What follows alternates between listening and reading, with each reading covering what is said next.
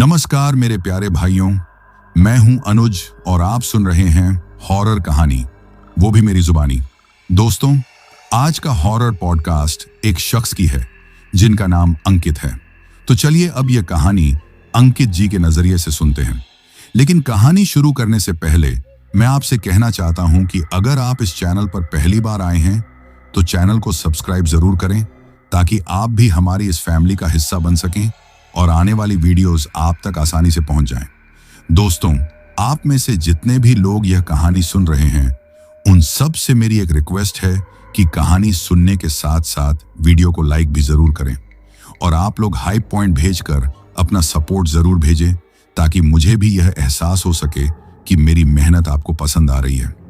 आपका एक लाइक मुझे और भी बेहतरीन कहानियां लाने का हौसला देता है। तो अब ज्यादा समय नहीं लेते हैं, चलिए कहानी की शुरुआत करते हैं। नमस्कार दोस्तों, मेरा नाम अंकित है।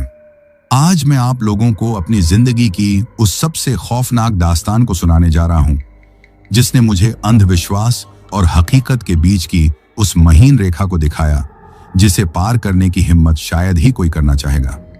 यह कहानी मेरे परिवार और एक ऐसे साए की है जिसने हमारी हंसती खेलती दुनिया को श्मशान बना दिया था।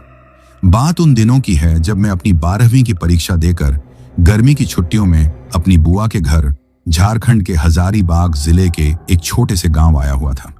मेरा बुआ का गांव शहर की भागदौड़ से दूर प्रकृति की गोद में बसा एक शांत और खूबसूरत इलाका था। चारों तरफ हरे भरे खेत, आम और महुआ के बाग और गांव के बीचों बीच बहती एक छोटी सी नदी। मेरा कजिन भाई लकी मेरा हमउम्र ही था। हम दोनों में दोस्ती से भी गहरा रिश्ता था। बचपन से ही हमारी छुट्टियां एक दूसरे के साथ ही गुजरती थीं। लकी अपने माँ बाप का इकलौता बेटा था। 6 बेटियों के बाद जब उसका जन्म हुआ था तो पूरे घर में जैसे दिवाली मन गई थी। मीना बुआ और फूफा जी उसे अपनी जान से भी ज्यादा चाहते थे। उसकी हर ख्वाहिश पूरी होती थी। वह घर का चिराग था, पूरे खानदान की आंखों का तारा। मैं जब गांव पहुंचा तो होली का त्योहार बीते हुए लगभग 2 हफ्ते हो चुके थे, लेकिन गांव की हवा में अब भी होली का रंग नहीं बल्कि एक अजीब सा डर घुला हुआ था। लोग दबी दबी जुबान में बातें करते, औरतें शाम ढलने से पहले ही अपने बच्चों को घरों में बंद कर लेती और रात होते ही पूरा गांव एक अनकहे सन्नाटे में डूब जाता था। मैंने लकी से इस बारे में पूछा, लकी क्या बात है यार, गांव में इतना सन्नाटा क्यों है? ऐसा लग रहा है जैसे कोई मातम छाया हुआ है। लकी ने एक गहरी सांस ली और मेरे कंधे पर हाथ रखकर बोला, अंकित तू अभी आया है ना, तुझे नहीं पता, होली के दिन से ही गांव पर एक मनहूस साया मंडरा रहा है। मैंने हैरानी से पूछा, मनहूस साया? कैसा साया? उसने मुझे बताया कि उनके पड़ोस में रहने वाली सुनीता चाची के साथ होली के दिन कुछ बहुत बुरा हुआ था। सुनीता चाची जो हमेशा हंसती बोलती मिलनसार औरत थी, अब पूरी तरह बदल चुकी थी। लकी ने बताया, होली के दिन जब सब लोग रंग खेल रहे थे तब किसी ने अपनी कोई प्रेत बाधा का उतारा करके एक चौराहे पर रख दिया था और ना जाने कैसे गलती से सुनीता चाची का पैर उस पर पड़ गया। बस उसी दिन से वो वैसी नहीं रही। मेरे लिए यह सब सुनना किसी पुरानी कहानी जैसा था। मैं शहर का लड़का इन बातों पर यकीन नहीं करता था। मैंने हंसकर कहा, क्या यार लकी, तू भी इन गांव वालों की बातों में आ गया? उतारा पुतारा कुछ नहीं होता, हो सकता है चाची को कोई सदमा लगा हो या उनकी तबीयत ठीक ना हो। लकी ने मेरी तरफ देखा। उसकी आंखों में गुस्सा नहीं बल्कि एक अजीब सी चिंता थी। बोला, काश अंकित ये बस मेरी या गांव वालों की बातें होती, तूने अभी उन्हें देखा नहीं है। चल छत पर चल, तुझे दिखाता हूं। हम दोनों छत पर चले गए। हमारी छत से सुनीता चाची का घर और आंगन साफ दिखाई देता था। लकी ने इशारे से उनके घर की तरफ दिखाया। मैंने जो देखा उसे देखकर मेरे अंदर तक एक सिहरन दौड़ गई। सुनीता चाची अपने आंगन में एक जगह पत्थर की मूर्ति की तरह बैठी थी। उनके बाल बिखरे हुए थे, कपड़े मैले कुचैले थे और उनकी आंखें बिल्कुल खाली थीं, जैसे उनमें कोई रूह ही ना हो। वो बस एक तक सामने दीवार को घूरे जा रही थी। तभी अचानक उन्होंने एक दिल दहला देने वाली चीख मारी। वो चीख इतनी भयानक थी कि आसपास के घरों में जो कुछ औरतें बाहर काम कर रही थीं वो डरकर फौरन अंदर भाग गईं। चीखने के बाद वो उठी और पास में रखी होली की बची हुई लाल गुलाल की एक पोटली उठाकर उसे अपने पूरे चेहरे और शरीर पर मलने लगी। कुछ ही पलों में वो सिर से पांव तक लाल हो गई, जैसे खून से सनी हो। ये सब करके वो जोर जोर से हंसने लगी, एक ऐसी हंसी जिसमें खुशी नहीं बल्कि दर्द और पागलपन था। यह दृश्य देखकर मेरा शहरी दिमाग और मेरी सारी दलीलें धरी की धरी रह गईं। मैंने ऐसा कुछ अपनी जिंदगी में कभी नहीं देखा था। मेरे रोंगटे खड़े हो गए थे। हम चुपचाप नीचे आ गए। शाम को जब मीना बुआ घर आईं तो उन्होंने हमें देखते ही पहली हिदायत दी, देखो तुम दोनों कान खोलकर सुन लो। उस सुनीता के घर की तरफ आंख उठाकर भी नहीं देखना है, ना उसकी छत की तरफ जाना है और ना ही उससे बात करने की कोशिश करनी है। उसके ऊपर किसी चुड़ैल का साया है। वो अच्छी औरत नहीं रही अब। बुआ की आंखों में अपने इकलौते बेटे लकी के लिए एक गहरा डर साफ झलक रहा था। वो उसे किसी भी बुरी नजर से बचाकर रखना चाहती थी। फूफा जी भी उनकी हाँ में हाँ मिला रहे थे। मैंने बुआ को समझाने की कोशिश की, बुआ आप लोग खामाख्वाह डर रहे हैं, हो सकता है उनकी मानसिक हालत ठीक ना हो, हमें डॉक्टर को दिखाना चाहिए। मेरी बात सुनकर बुआ भड़क गई, बोली, चुप कर तू, शहर में रहकर तुम्हारा दिमाग खराब हो गया है। ये डॉक्टरी का मामला नहीं है, ये ऊपरी हवा का चक्कर है।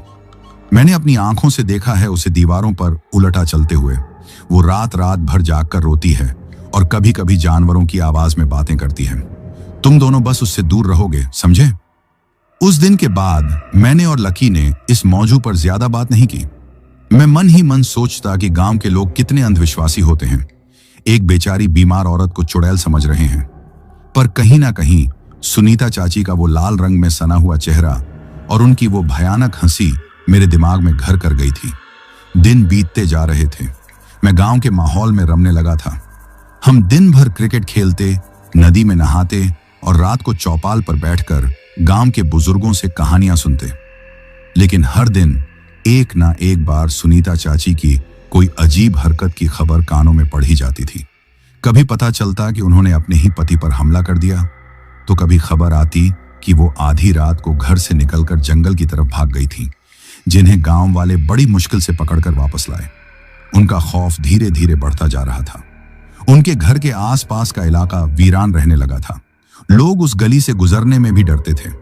उनके घर के ठीक सामने एक पुराना पीपल का पेड़ था, जिसके बारे में गांव वाले कहते थे कि अब उस पर उसी चुड़ैल का वास हो गया है जो सुनीता चाची के शरीर में है। मैं इन सब बातों को नजरअंदाज करने की कोशिश करता रहा। मुझे लगता था कि यह सब सामूहिक हिस्टीरिया, मैस हिस्टीरिया का मामला है, जहां एक के डर को देखकर बाकी सब भी डरने लगते हैं। लकी भी मेरी बातों से थोड़ा बहुत सहमत होता, लेकिन उसके मन में गांव की कहानियों का डर बैठा हुआ था। वह अपनी मां की बात मानता और सुनीता चाची के घर की तरफ देखने से भी कतराता था। पर शायद किस्मत को कुछ और ही मंजूर था। एक शाम जब सूरज ढल रहा था और आसमान में नारंगी रंगत फैली हुई थी, एक ऐसी घटना घटी जिसने हमारी जिंदगी का रुख हमेशा हमेशा के लिए बदल दिया। उस शाम जो हुआ वो आने वाले भयानक तूफान की पहली दस्तक थी। एक ऐसी दस्तक जिसे हम उस वक्त समझ नहीं पाए। उस शाम लकी ने अपनी मां की सारी चेतावनियों को, गांव के सारे खौफ को और मेरी सारी दलीलों को ताक पर रखकर एक ऐसी गलती कर दी जिसकी कीमत उसे अपनी जान देकर चुकानी पड़ी। लेकिन उस वक्त हम इस बात से बिल्कुल अनजान थे। हम नहीं जानते थे कि वो साया, जिसे हम सुनीता चाची के आंगन तक ही सीमित समझ रहे थे, अब अपनी हदें पार करके हमारे घर की दहलीज पर दस्तक देने वाला था। उस मनहूस शाम की याद आज भी मेरे जहन में ताजा है। सूरज डूब रहा था और दिन भर की गर्मी के बाद हल्की ठंडी हवा चलने लगी थी। मीना बुआ किसी काम से बाजार गई हुई थी और फूफा जी चौपाल पर गांव के बाकी लोगों के साथ बैठे थे। घर पर मैं और लकी अकेले थे। जाने से पहले बुआ एक बार फिर हमें चेता कर गई थी, मेरी बात गांठ बांध लो, उस औरत की परछाई से भी दूर रहना, जब तक मैं ना आऊं घर का दरवाजा अंदर से बंद रखना। हम दोनों ने हाँ में सिर हिला दिया था। उनके जाने के बाद मैं अंदर के कमरे में बैठकर कोई किताब पढ़ने लगा और लकी आंगन में टहल रहा था। कुछ देर बाद उमस से परेशान होकर लकी बोला, यार अंकित, बड़ी गर्मी है, मैं छत पर जा रहा हूं, थोड़ी हवा लगेगी। मैंने किताब से नजर हटाए बिना ही कह दिया, ठीक है, पर ध्यान रखना। मेरा मतलब बस इतना था कि कहीं किनारे पर ना जाए या फिसल ना जाए। मेरे दिमाग के किसी भी कोने में यह ख्याल नहीं आया कि खतरा नीचे जमीन पर नहीं बल्कि पड़ोस की छत पर उसका इंतजार कर रहा है। लकी छत पर चला गया। मैं अपनी किताब में खोया रहा। करीब आधा घंटा गुजर गया होगा। अचानक मुझे एक अजीब सी बेचैनी होने लगी। ऐसा लगा जैसे घर में हवा भारी हो गई हो, सांस लेना मुश्किल हो रहा हो। मेरे कान में एक अनजानी सी भिनभिनाहट होने लगी। मैंने किताब बंद की और लकी को आवाज दी, लकी, ओए लकी। कोई जवाब नहीं आया। मैंने फिर आवाज दी, लकी कहाँ है? जब दूसरी बार भी कोई जवाब नहीं मिला तो मेरा माथा ठनका। मैं सीढ़ियों की तरफ भागा। मेरे दिल में एक अनजाना सा डर पैदा हो रहा था। मैं दो दो सीढ़ियां एक साथ चढ़ता हुआ छत पर पहुंचा। छत पर जो मंजर था उसे देखकर मेरी सांस गले में ही अटक गई। लकी छत के उस कोने में खड़ा था जो सुनीता चाची के घर की छत से बिल्कुल सटा हुआ था। वह पत्थर की मूर्ति की तरह बिना हिले डुले सामने देख रहा था और सामने अपनी छत पर सुनीता चाची खड़ी थी। आज उन्होंने एक गहरी लाल रंग की साड़ी पहन रखी थी। उनके बाल खुले थे और हवा में उड़ रहे थे। उनका चेहरा बिल्कुल भावशून्य था, लेकिन उनकी आंखें सीधे लकी पर गड़ी हुई थीं। उन दोनों के बीच एक अजीब सी खामोशी थी। न कोई कुछ बोल रहा था, न कोई इशारा कर रहा था। फिर भी ऐसा लग रहा था जैसे उन दोनों के बीच कोई अनकही बातचीत चल रही हो। सुनीता चाची के होंठ हल्के से हिले, जैसे वो कुछ फुसफुसा रही हों, लेकिन उनकी आवाज हवा में खो गई। लकी बस मंत्रमुग्ध सा खड़ा उन्हें देखे जा रहा था। उसका चेहरा सफेद पड़ चुका था और माथे पर पसीने की बूंदें चमक रही थीं। यह दृश्य इतना भयावह था कि एक पल के लिए मैं भी अपनी जगह पर जम गया। फिर हिम्मत जुटाकर मैं चिल्लाया, लकी नीचे चल। मेरी आवाज सुनकर लकी थोड़ा चौंका, लेकिन उसने अपनी नजरें सुनीता चाची से नहीं हटाईं। सुनीता चाची ने एक पल के लिए अपनी नजरें घुमाकर मेरी तरफ देखा। उनकी आंखों में जो भाव था उसे मैं आज तक नहीं समझ पाया। वो नफरत नहीं थी, गुस्सा नहीं था, वो कुछ और ही था। वो एक खालीपन था, एक ऐसी ठंडक थी जो हड्डियों तक को जमा दे। फिर उन्होंने अपनी नजरें वापस लकी पर टिका दी और बिना कुछ कहे धीरे धीरे मुड़ी और अपनी सीढ़ियों से नीचे उतर गई। उनके जाते ही जैसे लकी का शरीर जागा। वह बुरी तरह कांपने लगा और वहीं छत पर बैठ गया। मैं दौड़कर उसके पास पहुंचा और उसे झिंझोड़ते हुए पूछा, क्या हुआ? तू ठीक है? क्या कह रही थी वो तुझसे? लकी ने अपनी डरी हुई आंखों से मेरी तरफ देखा। उसके होंठ कांप रहे थे। उसने बस इतना कहा, वो मुझे बुला रही थी। बुला रही थी? क्या मतलब? क्या कहा उसने? मैंने घबराकर पूछा। पता नहीं, वह फुसफुसाया। आवाज नहीं थी, बस ऐसा लगा जैसे वो मेरे दिमाग में बोल रही हो। कह रही थी, आजा मेरे पास, तू मेरा है। यह सुनकर मेरे पैरों तले जमीन खिसक गई। मैंने उसे सहारा देकर उठाया और हम नीचे आ गए। लकी बहुत डरा हुआ था। उसने मुझसे वादा लिया कि मैं यह बात बुआ को नहीं बताऊंगा। मैं मान गया क्योंकि मैं भी उन्हें और परेशान नहीं करना चाहता था। मैंने सोचा शायद लकी बस डर गया है, सुबह तक सब ठीक हो जाएगा। पर मैं कितना गलत था। वो हमारी जिंदगी की सबसे बड़ी गलती थी। उस रात जब हम सोने लेटे तो लकी का शरीर आग की तरह तप रहा था। उसे बहुत तेज बुखार चढ़ गया था। वह नींद में बड़बड़ा रहा था, अजीब अजीब सी बातें कर रहा था। कभी वो चीखता, मुझे छोड़ दो, मैं नहीं आऊंगा, तो कभी फुसफुसाता, लाल रंग, सब कुछ लाल है। बुआ और फूफा जी रात भर उसके सिर पर ठंडे पानी की पट्टियां रखते रहे। उनकी आंखों में जो बेबसी और डर था उसे देखकर मेरा दिल कांप रहा था। गांव के डॉक्टर को बुलाया गया। उसने दवाइयां दी, लेकिन बुखार कम होने का नाम ही नहीं ले रहा था। 2 दिन और 2 रातें लकी उसी हाल में रहा। उसका शरीर कमजोर होता जा रहा था और उसका बड़बड़ाना बढ़ता जा रहा था। इन 2 दिनों में मैंने घर में एक अजीब सी भारीपन महसूस किया। ऐसा लगता था जैसे कोई अदृश्य शक्ति हर वक्त हम पर नजर रखे हुए है। रात को आंगन से किसी के चलने की आहट आती, लेकिन बाहर जाकर देखने पर कोई नहीं होता था। कभी कभी मुझे सुनीता चाची की वो भयानक हंसी सुनाई देती, जो हवा में तैरती हुई हमारे घर तक आ जाती थी। मेरा जो थोड़ा बहुत आत्मविश्वास बचा था वह अब पूरी तरह टूट चुका था। मैं समझ गया था कि यह कोई दिमागी बीमारी या अंधविश्वास नहीं है। यह कुछ और है, कुछ बहुत ज्यादा खतरनाक और भयानक। तीसरे दिन सुबह लकी का बुखार अचानक उतर गया, जैसे कभी था ही नहीं। हम सब ने चैन की सांस ली। बुआ ने भगवान का शुक्रिया अदा किया। लकी उठा और बिल्कुल सामान्य व्यवहार करने लगा। उसने सबसे अच्छे से बात की, नाश्ता किया। हमें लगा कि बुरा सपना खत्म हो गया, लेकिन असली बुरा सपना तो अब शुरू होने वाला था। बुखार उतरने के बाद जो लकी हमारे सामने था वो मेरा भाई, मेरा दोस्त लकी नहीं था। उसकी हंसी मजाक करने की आदत गायब हो चुकी थी। उसकी आंखों की वो चमक, वो शरारत कहीं खो गई थी। अब वह ज्यादातर चुप रहता, गुमसुम सा। उसकी नजरें खाली रहती, जैसे वो यहां होते हुए भी कहीं और हो। सबसे बड़ा बदलाव उसके स्वभाव में आया था। जो लकी कभी ऊंची आवाज में बात नहीं करता था, अब छोटी छोटी बातों पर गुस्सा करने लगा था। वह चिड़चिड़ा हो गया था। बुआ अगर उसे कुछ खाने को कहती तो वो थाली फेंक देता। फूफा जी अगर उसे प्यार से कुछ समझाते तो वो उनसे लड़ने लगता। मैंने एक दिन अकेले में उससे बात करने की कोशिश की। लकी, क्या बात है? तू इतना बदला बदला सा क्यों है? उस दिन छत पर क्या हुआ था, मुझे सच सच बता। उसने मेरी तरफ एक ऐसी नजर से देखा जिसे मैं पहचान नहीं पाया। उसकी आंखों में एक पल के लिए एक अजीब सी क्रूरता झलकी। फिर उसने मेरी कॉलर पकड़ ली और दीवार से सटाकर बोला, मैंने कहा ना, कुछ नहीं हुआ था। आइंदा मुझसे इस बारे में पूछा तो मुझसे बुरा कोई नहीं होगा। उसकी पकड़ में इतनी ताकत थी कि मेरा दम घुटने लगा। उसकी आंखें लाल हो रही थीं। मैं डर गया। मैंने ऐसा लकी कभी नहीं देखा था। ये मेरा भाई नहीं था, ये कोई और था जिसने मेरे भाई के जिस्म पर कब्जा कर लिया था। मैंने हाथ जोड़े, तब जाकर उसने मुझे छोड़ा। उस दिन के बाद से मैंने उससे उस शाम के बारे में पूछना बंद कर दिया। पर मेरे दिल में एक बात घर कर गई थी। छत पर हुई उस खामोश मुलाकात ने लकी को हमसे छीन लिया था। वो साया जो सुनीता चाची के शरीर में था, उसने अपनी परछाई मेरे भाई पर भी डाल दी थी। वो फुसफुसाहट जो सिर्फ लकी ने सुनी थी, वो एक बुलावा नहीं बल्कि एक श्राप था।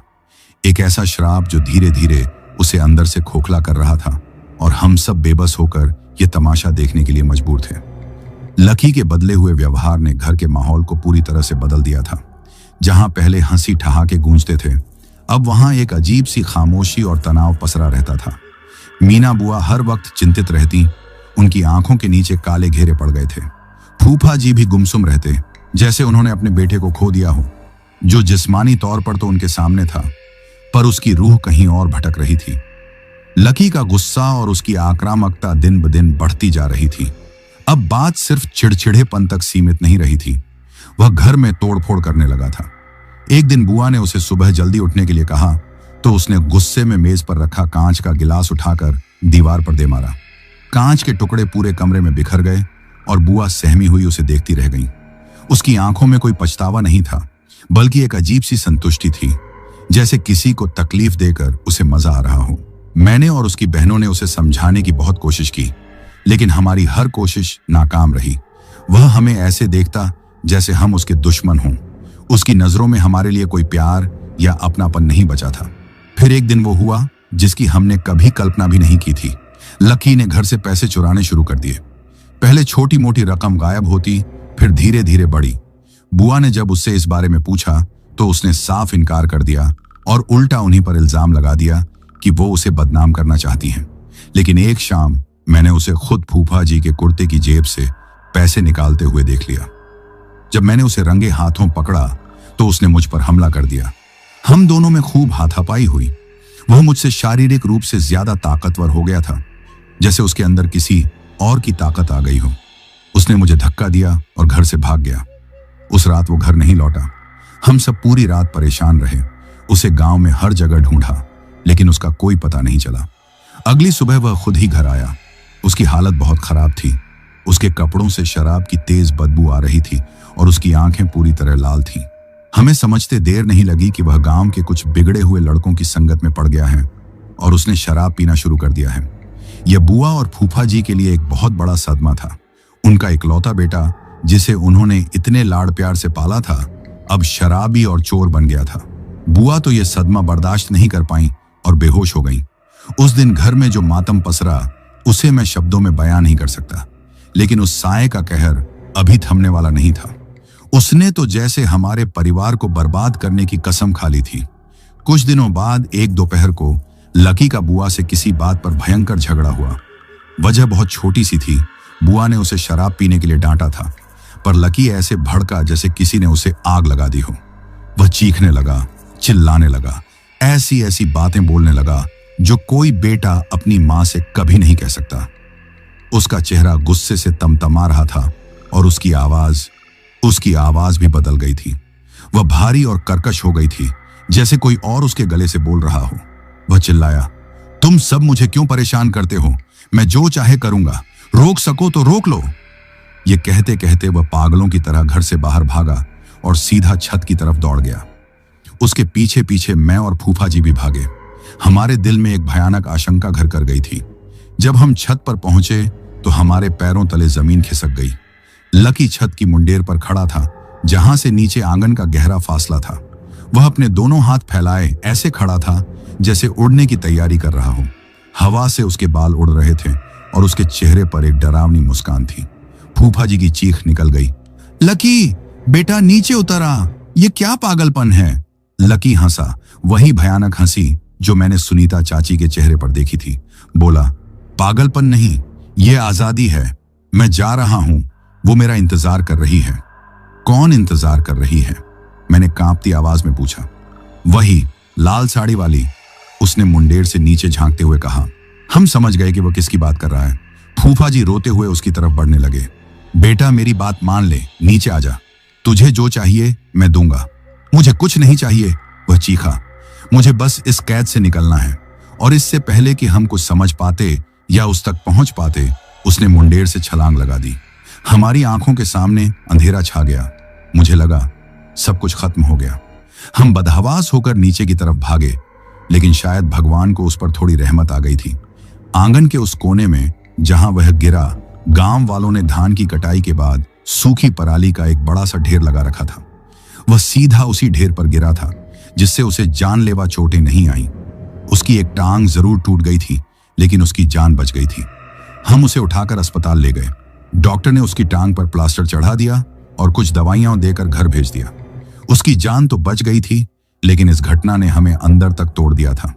अब यह बात शीशे की तरह साफ हो चुकी थी कि लकी के ऊपर किसी बहुत बुरी शक्ति का कब्जा है, जो उसे मारना चाहती है। अब मेरा सारा शक, सारी दलीलें हवा हो चुकी थी। मैं अब पूरी तरह से मानता था कि लकी पर सुनीता चाची वाली आत्मा का साया है। मैं घर में अजीबोगरीब चीजें महसूस करने लगा था। रात को लकी के कमरे से किसी के फुसफुसाने की आवाजें आती, जबकि वह सो रहा होता था। कभी कभी कमरे का तापमान अचानक से गिर जाता और एक असहनीय ठंडक महसूस होती। मुझे कई बार ऐसा भी लगा जैसे कोई परछाई कमरे से गुजरी हो। मैंने अपनी ये सारी बातें और डर बुआ से साझा किए। वो तो पहले से ही यह सब मानती थी। हम दोनों रो पड़े। बुआ ने रोते रोते कहा, मुझे पता था अंकित, जिस दिन उस औरत ने मेरे बेटे से बात की थी, मैं समझ गई थी कि कोई अनहोनी होने वाली है। वो डायन मेरे बेटे को मुझसे छीनना चाहती है। टांग टूटने के बाद लकी कुछ हफ्तों के लिए बिस्तर पर था। वह चल फिर नहीं सकता था, इसलिए उसका घर से बाहर जाना और शराब पीना बंद हो गया था। लेकिन घर के अंदर उसकी अजीब हरकतें और बढ़ गई थीं। एक रात करीब 2 बजे होंगे, मेरी नींद खुली। मुझे लकी के कमरे से किसी के सिसकने की आवाज आई। मुझे लगा शायद उसकी टांग में दर्द हो रहा होगा। मैं पानी का गिलास लेकर उसके कमरे में गया। कमरे में अंधेरा था, बस खिड़की से चांद की हल्की रोशनी आ रही थी। मैंने जो देखा उसे देखकर मेरे हाथ से पानी का गिलास छूटकर जमीन पर गिर गया और छन्न की आवाज के साथ टूट गया। लकी अपने बिस्तर पर नहीं था। वह बैसाखी के सहारे कमरे के कोने में रखे ड्रेसिंग टेबल के सामने खड़ा था और उसने अपनी बड़ी बहन की एक पुरानी लाल रंग की फ्रॉक पहन रखी थी, जो उस पर बहुत अजीब और भद्दी लग रही थी। वह अपनी मां के श्रृंगार के डिब्बे से सिंदूर निकालकर अपनी मां में भर रहा था और होठों पर लाल लिपस्टिक लगा रहा था। आईने में खुद को देखकर वह अजीब तरह से मुस्कुरा रहा था, बिल्कुल किसी औरत की तरह। कांच के टूटने की आवाज से वह चौंका और उसने पलटकर मुझे देखा। उसकी आंखों में जो वहशत थी, उसके चेहरे पर जो औरत जैसे हाव भाव थे और उसके होठों पर वो ग्रोटेस्क मुस्कान, वो मंजर इतना खौफनाक था कि मेरी चीख निकल गई। यह मेरा भाई नहीं था, यह वो शैतान था जो मेरे भाई के जिस्म में बैठकर यह घिनौना खेल खेल रहा था। उस रात मैं समझ गया था कि हम किसी मामूली भूत प्रेत से नहीं, बल्कि किसी बहुत ही भयानक और शक्तिशाली बला से लड़ रहे थे। उस रात की खौफनाक घटना के बाद हमारे परिवार की रही सही हिम्मत भी जवाब दे गई। अब यह कोई छिपा हुआ रहस्य नहीं था कि लकी के जिस्म पर किसी और का कब्जा है। घर का हर सदस्य एक अनजाने डर के साए में जी रहा था। हमने लकी को जंजीरों से तो नहीं बांधा, लेकिन उस पर 24 घंटे नजर रखनी शुरू कर दी। कोई ना कोई हमेशा उसके पास रहता था। परिवार अब पूरी तरह टूट चुका था। फूफा जी ने गांव के बड़े बूढ़ों से सलाह मशविरा किया। सबने एक ही राय दी, ये डॉक्टरों का नहीं, ओझा गुणी का काम है। बस फिर क्या था, झाड़ फूंक का एक ऐसा सिलसिला शुरू हुआ जिसने हमारी बची खुची शांति को भी नष्ट कर दिया। आसपास के गांवों से, कस्बों से ना जाने कितने तांत्रिक, ओंझा और बाबा हमारे घर आए। कोई नींबू काटता, कोई राख फूंकता, तो कोई मोरपंख से झाड़ा लगाता। हर कोई दावा करता कि वो इस आत्मा को भगा देगा, लेकिन नतीजा सिफर रहता। जब भी कोई ओंझा मंत्र पढ़ना शुरू करता, लकी का रूप और भयानक हो जाता। वह उन पर गुर्राता, जानवरों जैसी आवाजें निकालता और ऐसी गंदी गालियां देता जो उसने अपनी जिंदगी में कभी नहीं सीखी थी। उसकी आंखों में एक शैतानी चमक आ जाती और उसकी ताकत कई गुना बढ़ जाती। कई बार तो उसने 2-3 लोगों को एक साथ उठाकर फेंक दिया। कुछ ओंझा तो उसकी यह हालत देखकर ही डरकर भाग खड़े हुए। एक तांत्रिक ने तो यहां तक कह दिया कि इसके अंदर जो है वो कोई मामूली भूत नहीं, बल्कि एक बहुत पुरानी और शक्तिशाली चुड़ैल है, जिसे काबू करना उसके बस की बात नहीं। ये सब देखकर हमारी उम्मीदें टूटती जा रही थीं। घर का सारा पैसा और जेवर इस झाड़ फूंक में बर्बाद हो रहा था, लेकिन लकी की हालत बिगड़ने के सिवा कुछ नहीं हो रहा था। इसी उथल पुथल और भयानक माहौल के बीच लकी की 10वीं की बोर्ड परीक्षाएं आ गईं। एक पल के लिए तो हमने सोचा कि वो परीक्षा कैसे देगा, लेकिन फिर लगा कि शायद स्कूल जाने से, दोस्तों से मिलने से उसका ध्यान बंटे और कुछ सुधार हो। परीक्षा के वो दिन हमारे लिए किसी अग्नि परीक्षा से कम नहीं थे। मैं रोज उसे मोटरसाइकिल पर बिठाकर परीक्षा केंद्र तक छोड़ने और लेने जाता था। उन दिनों वह अजीब तरह से शांत रहता था, जैसे एक तूफान से पहले की शांति हो। वह किसी से बात नहीं करता, बस खाली नजरों से सबको देखता रहता। मुझे उसके साथ अकेले जाते हुए भी डर लगता था। ऐसा महसूस होता था जैसे मैं अपने भाई के साथ नहीं, बल्कि एक जिंदा लाश के साथ सफर कर रहा हूं, जिसके अंदर बैठा शैतान ना जाने कब जाग जाए। खैर, जैसे तैसे परीक्षाएं खत्म हो गईं। आखिरी परीक्षा वाले दिन जब हम घर लौटे तो लकी के चेहरे पर एक अजीब सी शांति थी। ये वो शांति नहीं थी जो परीक्षा खत्म होने की खुशी में होती है। ये एक बहुत ही अप्राकृतिक और डरावनी शांति थी। उसने घर आकर बुआ के पैर छुए, जो उसने महीनों से नहीं किया था। बुआ की आंखों में आंसू आ गए। उन्हें लगा कि उनका बेटा शायद ठीक हो रहा है। लकी ने कहा, माँ, मैं बहुत थक गया हूं, नहाने जा रहा हूं, फिर आराम से सोऊंगा। उसकी आवाज में जो सुकून था वो भी बनावटी लग रहा था। फिर भी हम सब ने एक उम्मीद की सांस ली। शायद सच में सब ठीक हो रहा था। वह बाथरूम में चला गया। आधा घंटा गुजर गया, फिर 1 घंटा। जब वह 1.5 घंटे तक बाहर नहीं आया तो बुआ को चिंता होने लगी। उन्होंने बाथरूम का दरवाजा खटखटाया। लकी, बेटा ठीक तो है? इतनी देर क्यों लगा रहा है? अंदर से कोई आवाज नहीं आई। बुआ ने फिर दरवाजा पीटा, इस बार जोर से। लकी, दरवाजा खोल। कोई जवाब नहीं। अब हमारा दिल जोर जोर से धड़कने लगा था। फूफा जी और मैंने भी दरवाजा पीटना शुरू कर दिया। हम सब चिल्ला रहे थे, लकी, लकी, लेकिन अंदर मौत जैसी खामोशी थी। अब हमसे और इंतजार नहीं हुआ। फूफा जी और मैंने मिलकर दरवाजे पर जोर जोर से कंधे मारने शुरू कर दिए। गांव के 2-4 लोग भी आवाज सुनकर इकट्ठा हो गए। आखिरकार कई जोरदार प्रहारों के बाद दरवाजा चरमराता हुआ टूट गया। अंदर का दृश्य देखकर हम सबकी आत्मा कांप गई। हमारी दुनिया उसी एक पल में उजड़ गई। बाथरूम के फर्श पर लकी बेजान पड़ा था। उसकी आंखें खुली हुई थीं और छत को घूर रही थीं, लेकिन उनमें कोई जिंदगी नहीं थी। उसका चेहरा नीला पड़ चुका था, लेकिन सबसे भयानक चीज कुछ और थी। उसकी सफेद कमीज छाती के पास से फटी हुई थी और उसकी छाती पर किसी ने गहरे लाल रंग से एक अजीब सा निशान बनाया हुआ था, जैसे कोई तांत्रिक चिन्ह हो। वो रंग इतना ताजा था जैसे अभी अभी लगाया गया हो, और बाथरूम की सफेद टाइलों वाली दीवार पर उसी लाल रंग से बड़े बड़े अक्षरों में लिखा था, अब यह मेरा है। बुआ की एक दिल दहला देने वाली चीख निकली और वो वहीं बेहोश होकर गिर पड़ी। फूफा जी पत्थर की मूर्ति बन गए। उनकी आंखों से बस आंसू बह रहे थे। मैं बस अपने भाई के उस बेजान शरीर को, उसकी खुली आंखों को और उसकी छाती पर बने उस शैतानी निशान को देखता रहा। मेरा दिमाग सुन्न हो गया था। घर में कोहराम मच गया। गांव वाले इकट्ठा हो गए। किसी ने पुलिस को फोन कर दिया। पुलिस आई। उन्होंने लाश को देखा, दीवार पर लिखी इबारत को देखा। उन्होंने इसे एक जटिल आत्महत्या का मामला करार दिया। शायद किसी तंत्र मंत्र के चक्कर में लड़के ने अपनी जान ले ली। वो क्या जानते थे कि यह आत्महत्या नहीं, एक क्रूर हत्या थी। एक ऐसी आत्मा द्वारा की गई हत्या जिसका कोई नाम निशान नहीं था, कोई सबूत नहीं था। लकी का अंतिम संस्कार कर दिया गया। जब उसकी चिता को आग दी गई तो ऐसा लगा जैसे हमारा पूरा परिवार, हमारी सारी खुशियां, हमारी सारी उम्मीदें भी उसी आग में जलकर राख हो रही हैं। उस दिन के बाद मीना बुआ चुप हो गई। वो ना रोती थी, ना किसी से बात करती थी, बस एक तक अपने बेटे की तस्वीर को देखती रहती थी। उनका रोना शायद उनके आंसुओं के साथ ही सूख गया था। मैं भी गहरे सदमे और अपराध बोध में डूब गया था। काश मैंने उसे उस शाम छत पर जाने से रोक लिया होता। काश मैंने बुआ को उसी दिन सब कुछ सच सच बता दिया होता। ये काश मेरे दिमाग में किसी दीमक की तरह मुझे खाए जा रहे थे। लकी की मौत के कुछ हफ्ते बाद बुआ के व्यवहार में एक और बदलाव आया। उनकी वो खामोशी अब टूटने लगी थी, लेकिन उसकी जगह जो चीज ले रही थी वो और भी ज्यादा डरावनी थी। उनकी आंखों में अब दुहक की जगह एक भयानक आग जलने लगी थी। एक ऐसी आग जिसमें बदला लेने की ज्वाला धधक रही थी। एक रात मैंने उन्हें लकी के कमरे में उसकी तस्वीर के सामने बैठकर कुछ बुदबुदाते हुए सुना। वो रो नहीं रही थी, बल्कि कसम खा रही थी। कांपती लेकिन दृढ़ आवाज में कह रही थी, जिसने भी मेरे बेटे को मुझसे छीना है, मैं उसे छोड़ूंगी नहीं।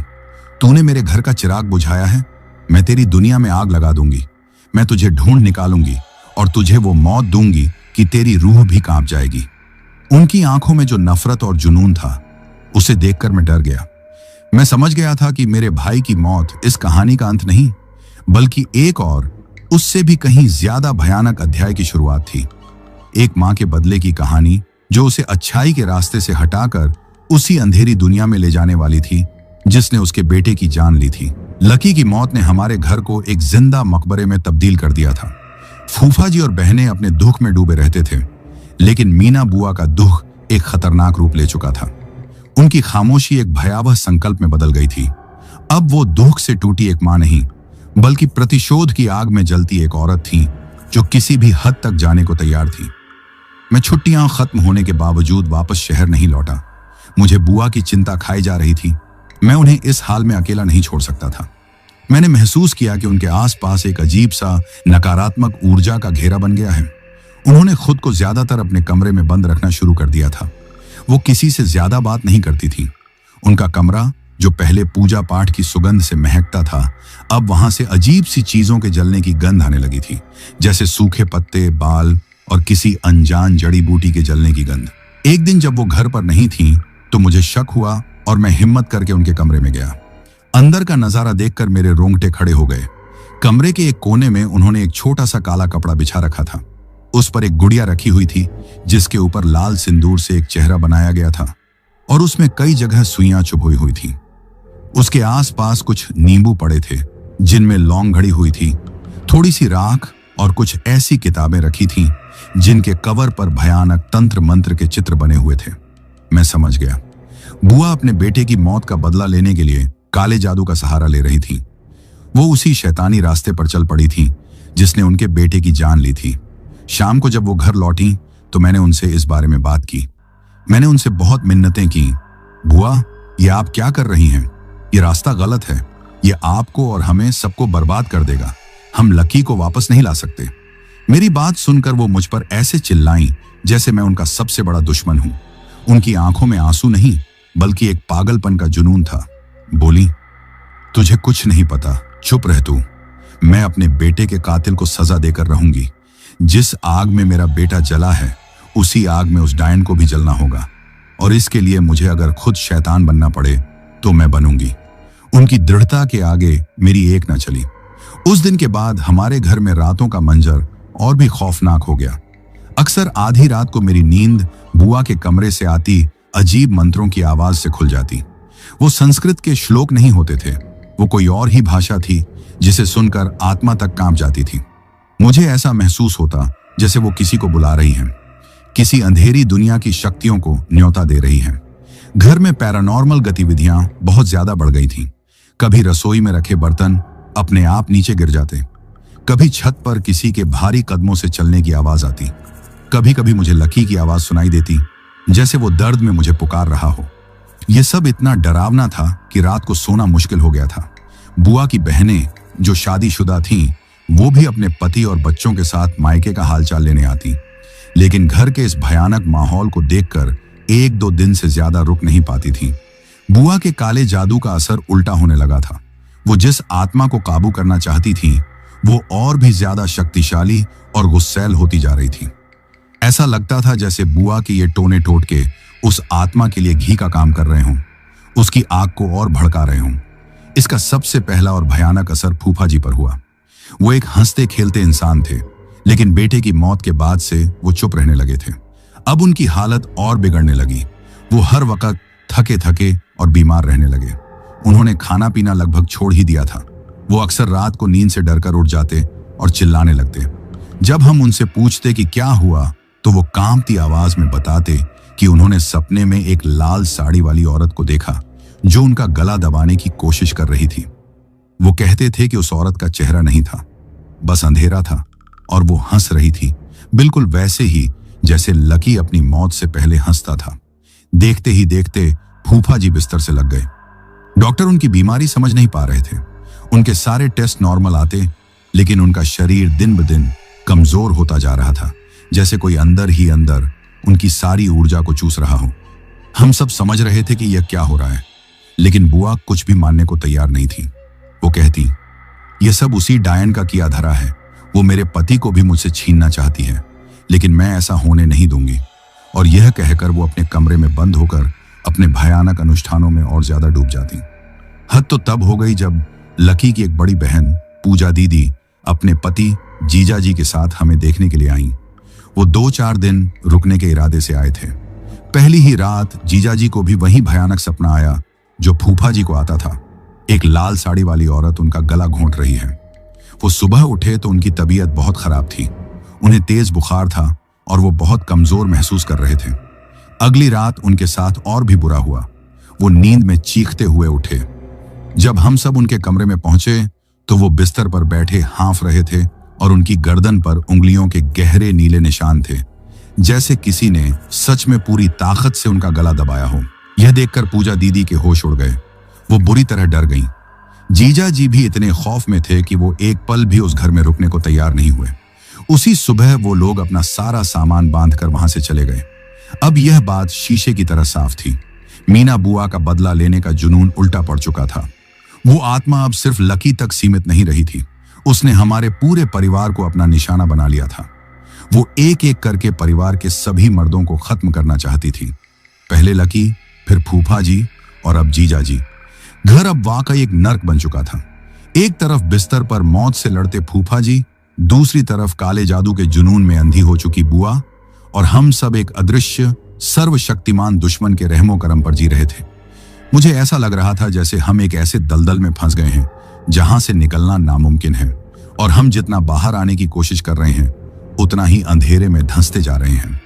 घर की हालत अब बद से बदतर हो चुकी थी। फूफा जी की दशा दिन ब दिन गिरती जा रही थी। उनका शरीर सूखकर कांटा हो गया था और वो ज्यादातर बेहोशी की हालत में रहते। जीजा जी के साथ हुई घटना के बाद बाकी बहनों ने भी मायके आना जाना लगभग बंद कर दिया था। उन्हें अपने पतियों की जान का डर सताने लगा था। मीना बुआ अब भी अपने तंत्र मंत्र में लगी हुई थी, लेकिन अब उनके चेहरे पर भी एक हताशा और डर दिखने लगा था। शायद वो भी समझ गई थी कि उन्होंने जिस आग को बुलावा दिया है वो अब उनके काबू से बाहर हो चुकी है। मैं, पूजा दीदी और गांव के कुछ समझदार बुजुर्ग इस विनाश को और नहीं देख सकते थे। हमें कुछ तो करना ही था।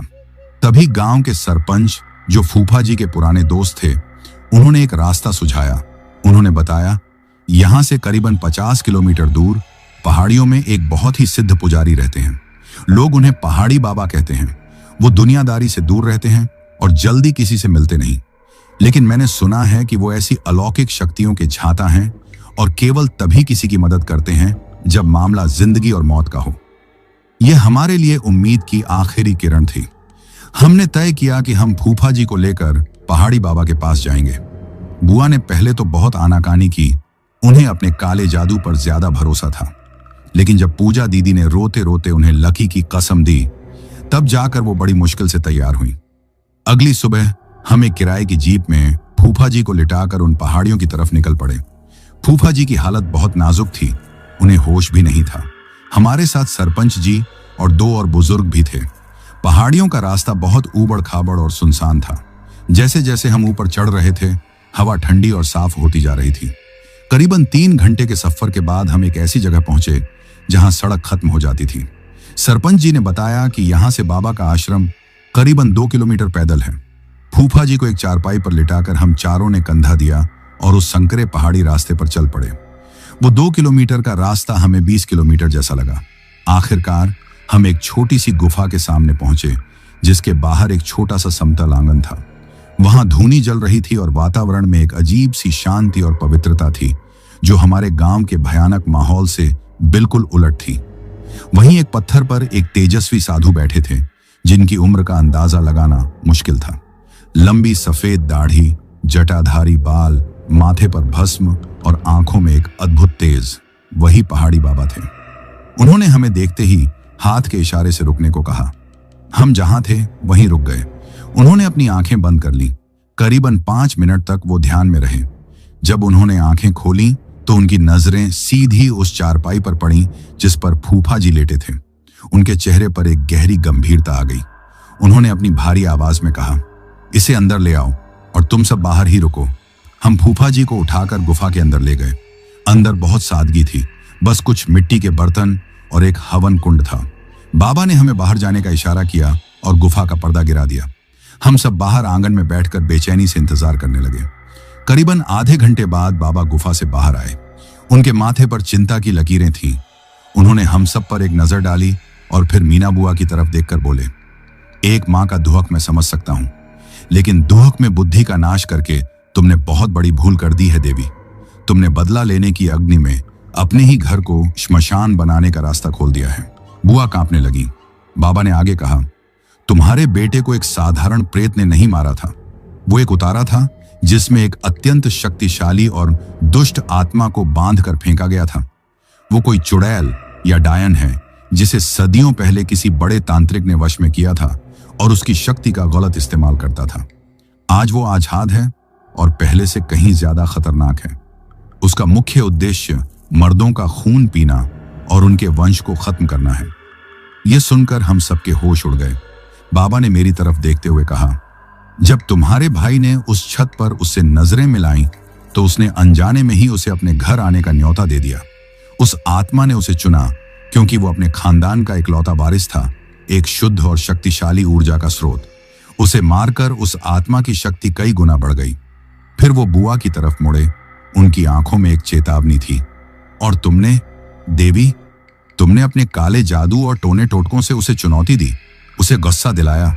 वो तो बस तुम्हारे बेटे को लेकर चली गई थी, लेकिन तुम्हारी मूर्खता ने उसे तुम्हारे पूरे परिवार का दुश्मन बना दिया। अब उसने तुम्हारे पति और तुम्हारे दामाद को भी अपनी मौत की सूची में शामिल कर लिया है। यह सुनकर पूजा दीदी जोर जोर से रोने लगी। बुआ पत्थर की मूर्ति बन गई। उनके चेहरे का रंग उड़ गया था। सरपंच जी ने हाथ जोड़कर पूछा, बाबा, तो क्या अब कोई उपाय नहीं है? क्या ये सब ऐसे ही खत्म हो जाएंगे? पहाड़ी बाबा ने एक गहरी सांस ली और अपनी आंखें बंद कर ली। कुछ पल बाद उन्होंने आंखें खोली और जो कहा वो एक भविष्यवाणी थी। एक ऐसी भविष्यवाणी जो हमारे आने वाले कल का फैसला करने वाली थी। उन्होंने कहा, उपाय है, लेकिन बहुत कठिन और प्राणघातक। उस आत्मा ने तुम्हारे परिवार को अपना नया निशाना बना लिया है। वो तुम्हारे पति और दामाद दोनों को अगली होली जलने से पहले इस दुनिया से उठा लेगी। अगली होली, ये शब्द हमारे कानों में पिघले हुए शीशे की तरह उतर गए। होली में अब बस कुछ ही महीने बाकी थे। बाबा ने आगे कहा, तुम्हारी किस्मत तुम्हारे पति की किस्मत से जुड़ी हुई है, इसलिए तुम बची हुई हो, लेकिन बाकी मर्दों को वो नहीं छोड़ेगी। अगर उसे रोकना है तो तुम्हें अकेले लड़ना काफी नहीं होगा। इस लड़ाई में तुम्हें उन लोगों का साथ भी चाहिए होगा जो इस श्राप के पहले शिकार थे। हम समझ नहीं पाए। बाबा ने साफ किया, तुम्हें सुनीता और उसके परिवार का साथ चाहिए होगा। वो आत्मा अब दोनों परिवारों से जुड़ चुकी है। वो सुनीता के जिस्म को अपना घर बनाए हुए है और तुम्हारे परिवार के मर्दों का खून पीकर अपनी ताकत बढ़ा रही है। तुम दोनों परिवार मिलकर ही उसे चुनौती दे सकते हो। इसके अलावा और कोई रास्ता नहीं है। पहाड़ी बाबा की भविष्यवाणी एक फरमान थी। एक तरफ मौत का काउंटडाउन शुरू हो चुका था और दूसरी तरफ हमें एक ऐसे परिवार से मदद मांगनी थी जिसे हम अब तक अपने सारे दुखों का कारण समझते आए थे। यह एक असंभव सा लगने वाला काम था, लेकिन हमारे पास इसके सिवा कोई और चारा भी नहीं बचा था। पहाड़ी बाबा की भविष्यवाणी हमारे लिए एक साथ उम्मीद और निराशा का पैगाम लाई थी। एक तरफ हमें एक रास्ता नजर आ रहा था तो दूसरी तरफ उस रास्ते पर चलना कांटों पर चलने जैसा था। सुनीता और उसके परिवार से मदद मांगना, जिनके घर की तरफ देखने से भी हमें डर लगता था, यह सोचना भी नामुमकिन लग रहा था। हम फूफा जी को लेकर गांव वापस लौट आए। बाबा ने कोई भस्म या ताबीज नहीं दिया था, बस कुछ मंत्र बताए थे जिनका जाप हमें घर में लगातार करना था। उन्होंने कहा था कि यह मंत्र उस आत्मा को खत्म नहीं कर सकते, पर कुछ समय के लिए उसकी शक्ति को घर में बढ़ने से रोक सकते हैं। गांव लौटकर हमने सबसे पहले एक बैठक की। मैं, बुआ, पूजा दीदी, सरपंच जी और गांव के कुछ और समझदार लोग। फूफा जी अब भी बेहोशी की हालत में थे। मैंने और सरपंच जी ने सबको बाबा की कही एक एक बात बताई। सब सुनकर एक गहरा सन्नाटा छा गया। मीना बुआ, जो अब तक अपने ही जुनून में थीं, पहली बार टूटी हुई और हारी हुई नजर आ रही थी। शायद उन्हें अपनी गलती का एहसास हो गया था। उन्होंने रोते रोते कहा, यह सब मेरी वजह से हुआ है। मैंने ही अपने पति को मौत के मुंह में धकेल दिया। सरपंच जी ने उन्हें हिम्मत बंधाई। अब रोने और पछताने का वक्त नहीं है मीना। जो बाबा ने कहा है हमें वो करना होगा। हमारे पास होली तक का ही समय है। लेकिन सबसे बड़ा सवाल वही था, सुनीता के परिवार को कैसे मनाया जाए। वो लोग तो पहले ही अपनी बेटी की हालत की वजह से गांव वालों से कटे कटे रहते थे। उन्हें लगता था कि गांव वालों की बुरी नजर की वजह से उनकी बेटी की यह हालत हुई है, और अब हम, जिनके बेटे की मौत का अप्रत्यक्ष कारण भी सुनीता ही थी, उनसे मदद मांगने कैसे जाते। यह जिम्मेदारी मुझे और सरपंच जी को सौंपी गई। हमारे पास खोने के लिए कुछ नहीं था और दांव पर 2 और जिंदगियां लगी थीं। अगली शाम सूरज ढलने के वक्त मैं और सरपंच जी ने हिम्मत जुटाई और सुनीता के घर की तरफ चल पड़े। उस गली में घुसते ही एक अजीब सी ठंडक और नकारात्मक ऊर्जा ने हमें घेर लिया। हवा में एक दबी हुई सड़ांध की गंध थी। उनका घर बाहर से ही वीरान और मनहूस लग रहा था। हमने डरते डरते दरवाजा खटखटाया। कुछ देर बाद एक थके हुए और टूटे हुए आदमी ने दरवाजा खोला। वो सुनीता के पति रमेश चाचा थे। उनकी आंखों में हमें देखते ही एक गुस्सा और नफरत भर गई। क्या चाहिए? उन्होंने रूखी आवाज में पूछा। सरपंच जी ने बात शुरू की। रमेश भाई, हम जानते हैं कि तुम बहुत तकलीफ में हो। हम तुमसे कुछ जरूरी बात करने आए हैं। कोई बात नहीं करनी मुझे, रमेश चाचा ने दरवाजा बंद करने की कोशिश करते हुए कहा। तुम सबने मिलकर मेरी घरवाली को पागल करार दे दिया है। दूर रहो हम लोगों से। मैंने फौरन दरवाजे के बीच में अपना पैर अड़ा दिया और विनती करते हुए बोला, चाचा प्लीज हमारी बात सुन लीजिए। ये सिर्फ आपकी नहीं, हमारी भी जिंदगी और मौत का सवाल है। जो आत्मा सुनीता चाची के अंदर है, उसने मेरे भाई को मार दिया है और अब वो मेरे फूफा जी और जीजा जी के पीछे पड़ी है। मेरी बात सुनकर रमेश चाचा एक पल के लिए रुके। उनकी आंखों का गुस्सा कम हुआ और उसकी जगह एक जानी पहचानी बेबसी ने ले ली। शायद उन्होंने हमारे दर्द में अपना दर्द देखा। उन्होंने हमें अंदर आने दिया। घर के अंदर का माहौल और भी दमघोंटू था। हर तरफ सामान बिखरा पड़ा था और एक अजीब सी खामोशी थी।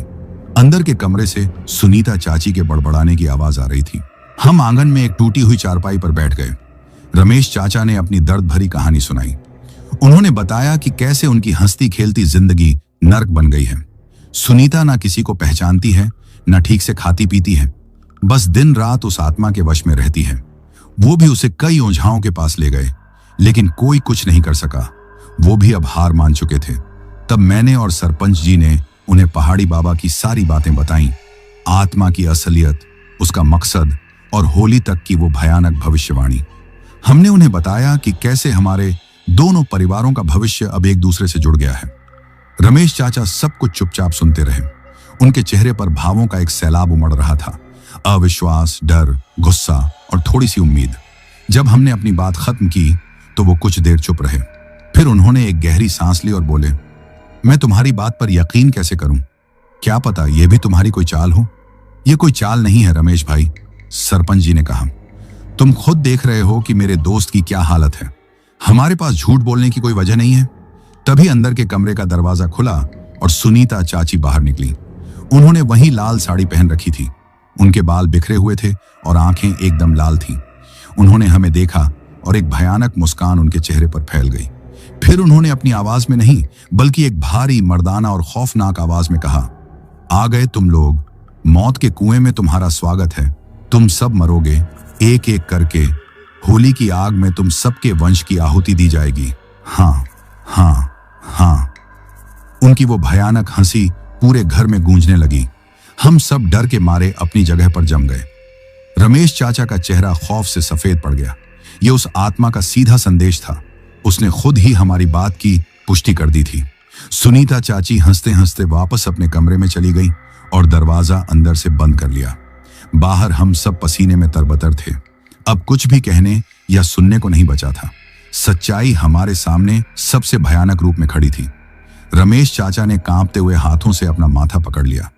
उनकी आंखों में आंसू थे। उन्होंने हमारी तरफ देखा। उनकी नजरों में अब कोई शक नहीं था, सिर्फ डर था। उन्होंने कोई जवाब नहीं दिया, बस हमें देखते रहे। उनका चेहरा एक अनकहे संघर्ष और भय का मुखौटा बना हुआ था। हम भी चुपचाप वहां से उठ गए। हम जानते थे कि फैसला लेना उनके लिए आसान नहीं है। जब हम उनके घर से बाहर निकलकर अपनी गली की तरफ मुड़े तो मैंने आखिरी बार पलटकर देखा। रमेश चाचा अब भी दरवाजे पर खड़े हमें ही देख रहे थे, एक ऐसे इंसान की तरह जो दोराहे पर खड़ा हो, जहां एक रास्ता बर्बादी की तरफ जाता है और दूसरा शायद उससे भी बड़ी बर्बादी की तरफ। पहाड़ी बाबा ने हमें रास्ता दिखा दिया था। हमने उस रास्ते पर पहला कदम भी रख दिया था, लेकिन हमारी मंजिल अभी बहुत दूर थी। हमारे दोनों तबाह हो चुके परिवारों को मिलकर एक अपवित्र गठबंधन बनाना था, उस शैतानी ताकत से लड़ने के लिए। यह हमारी जिंदगी की सबसे बड़ी और शायद आखिरी लड़ाई होने वाली थी। होली नजदीक आ रही थी और उसके साथ ही नजदीक आ रही थी हमारे परिवार के मर्दों की मौत की तारीख। हमारे अस्तित्व की जंग अब शुरू हो चुकी थी और हम नहीं जानते थे कि इस जंग के खत्म होने पर अगली होली का सूरज देखने के लिए हम में से कोई जिंदा भी बचेगा या नहीं। तो दोस्तों, ये कहानी यही खत्म हुई। अब जिन भाइयों ने अपना नाम वीडियो में कमेंट किया था उनका नाम लेते हैं। विनोद गुरुंग भाई दुबई से, गोरखा भाई नेपाल से, मजीद भाई मालदीव से, अली भाई बंगलोर से, गोल्डी भाई पंजाब से, मुकेश गुज्जर भाई भरतपुर राजस्थान से, वीरेंद्र विराट भाई बेगमपुर हरियाणा से, भूपेन चौधरी भाई गुवाहाटी से, फुद्धिकौर भाई पंजाब से, मोहम्मद शाह भाई रोहरी सिंध पाकिस्तान से, महावीर भाई राजस्थान से, फहाद भाई पाकिस्तान से, ऐसा था जियाना, अहमद अहियाना, आलिया हमदून और अहमद हमदून, रशीद भाई मालदीव से, अमृत गुरुंग भाई नेपाल से, अनिल चौहान भाई सिवान बिहार से, पूनम जी जमशेदपुर झारखंड से, स्नेहा जी महाराष्ट्र से, मुकेश भाई राउरकेला से, शानो जी पाटियाला से, कमल जी भाटी तारानगर से, आकाश भाई उत्तर प्रदेश से, सफीक भाई सऊदी अरब से, राजीव भाई दरभंगा बिहार से, निहारिका जी ओडिशा से, राजकुमार भाई गोरखपुर से, गणेश पाठक भाई सूरत से, अंबुज मिश्रा भाई नोएडा उत्तर प्रदेश से, आशु भाई दिल्ली से, मनीष जैन भाई दिल्ली से, सरिता जी उत्तराखंड से, विशाल भाई हरदोई से, रॉकी भाई सोनीपत हरियाणा से, जमशेद खान भाई कराची से, अफसर अली भाई मुरादाबाद से, पुसली भाई थाईलैंड से, आशुतोष त्रिपाठी भाई गोंडा से, यूएस हर्ष तिवारी भाई लोहारी सिरसा प्रयागराज से, कबल सिंह भाई पंजाब से, किशोर भाई ग्रेटर नोएडा से, अभिषेक तिर्की भाई छत्तीसगढ़ से, जुल्फिकार भाई दिल्ली से, पन्नाराम कोलायत भाई बीकानेर राजस्थान से, अन्वेश कुमार पांडे भाई मुंबई महाराष्ट्र से, दीपक भोयर भाई अर्जुनली गांव से, सूरज भाई मुंबई से, असलम कुरैशी भाई सऊदी अरब से, फिजाजी इस्लामाबाद पाकिस्तान से, अर्जुन भाई नेपाल से, राधे भाई उन्नाव से, संजय खान भाई इंडिया से, ओम प्रकाश भाई झारखंड से, सबीना भाई कोलकाता से, बाबू भाई उत्तराखंड से, राम छोटा भाई गोविंदपुर जमशेदपुर झारखंड से, रवि बिशनली भाई इंडिया से, मोहन भाई झारखंड से, आजाद भाई दिल्ली से, रुद्रा शर्मा, सपना शर्मा, शिया और अमन शर्मा भाई दिल्ली से, असुम तामूड भाई अरुणाचल प्रदेश से, पूजा घोष जी असम से, राम ठाकुर सिंह भाई ग्वालियर से, मोएम भाई बिहार मुजफ्फरपुर से, कुलविंदर कौर भाई लुधियाना पंजाब से, फजीन भाई मालदीव से, अनुराग कश्यप भाई दुबई से, वाजिद तबस्सुम भाई लाहौर पाकिस्तान से, राम अचल भाई अयोध्या से, हसन अब्बास भाई इटली से, मेहुल वर्मा भाई प्रयागराज से, राहुल भाई ओडिशा से, ऋषभ और राकेश भाई पंजाब से, शहजादी जी सऊदी अरब से, विनीता जी लखनऊ से, गोपाल भाई कोलकाता से, वसीम अहमद भाई नागपुर महाराष्ट्र से, राम भदौरिया भाई मध्य प्रदेश से, जीवन तमंग भाई काठमांडू नेपाल से, कादिर शिकालगार से, पूरन चंद बलोत्रा भाई राजस्थान से, उर्वशी जी वेस्ट बंगाल दार्जिलिंग से, देवांश भाई ग्वालियर मध्य प्रदेश से, बलबिंदर सिंह भाई राजस्थान से, ओमकार सिंह भाई झारखंड से, बापूनु भाई ओडिशा से, संदीप सिंह भाई पंजाब से, योगपाल पांडे भाई बस्ती से, संतोष कोरबा भाई छत्तीसगढ़ से, रंजीत तिवारी भाई कानपुर से, अविनाश भाई फरीदाबाद से, कमल भाई म्यांमार से, राज मालवीय भाई मध्य प्रदेश से, सरोज भाई ओडिशा से, अवनीत, जानवी और मानसी जालंधर पंजाब से, पीहू, छाबी और जतिन भाई चंडीगढ़ से, लकी राव भाई वाराणसी से, रोहन भाई रामपुर से, सैयद मेहदी भाई सऊदी से, रामू भाई असम से, जितेंद्र सिसोदिया भाई भगवानपुर से, गणेश भाई नासिक से, बाबू मोनी जी असम गोहपुर से, इंदू पाल जी छत्तीसगढ़ से, अलीना अयान जाफिराहा, इम्तेज भाई डबलिन आयरलैंड से, अर्जुन छेत्री भाई असम से, निरुपमा नायक भाई ओडिशा से, जुनैद भाई मालेगांव से, अशोक भाई नासिक महाराष्ट्र से, रविंद्र भाई आगरा से, तरुणा भाई झारखंड से, अंकु भाई बलिया से, राम भाई मध्य प्रदेश से, वंदना यादव जी जबलपुर से, लता सिंह जी कर्नाटक से, मेहरुख भाई लाहौर पाकिस्तान से, नरेंद्र मानकर भाई सौसर से, मीना गुरुंग जी काठमांडू नेपाल से। और जिन भाइयों ने अपना नाम कमेंट किया है लेकिन उनका नाम वीडियो में नहीं लिया गया है, तो भाइयों आप लोग टेंशन ना ले, आप लोगों का नाम अगली वीडियो में जरूर लिया जाएगा। और अगर आप लोग भी चाहते हैं कि आपका नाम वीडियो में लिया जाए तो अपना नाम और अपने शहर का नाम वीडियो में कमेंट करें।